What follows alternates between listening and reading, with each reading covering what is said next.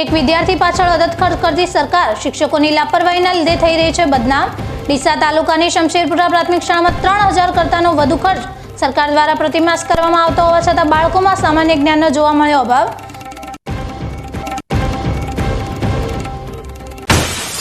સ્વચ્છ ભારતમાં ડીસામાં ઉડી રહ્યા છે ધજાગરા। સ્થાનિક પાલિકા અને ધારાસભ્યની નિષ્ક્રિયતાને પગલે ભોપાનગર વિસ્તારમાં શાળાના બાળકો ગંદા પાણીમાંથી પસાર થઈ શાળા જવા માટે બન્યા મજબૂર।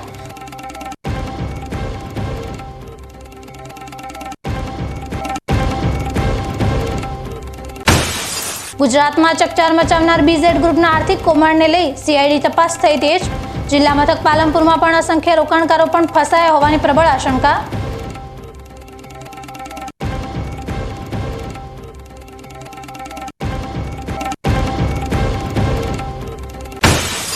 પાલનપુરમાં સદભાવના ગ્રુપનું ભોજન રથ બન્યો આશીર્વાદ રૂપ। જરૂરિયાતમંદ લોકોને પૌષ્ટિક કડી ખીચડી ખવડાવવા માટે શરૂ કરાયો ભોજન રથ।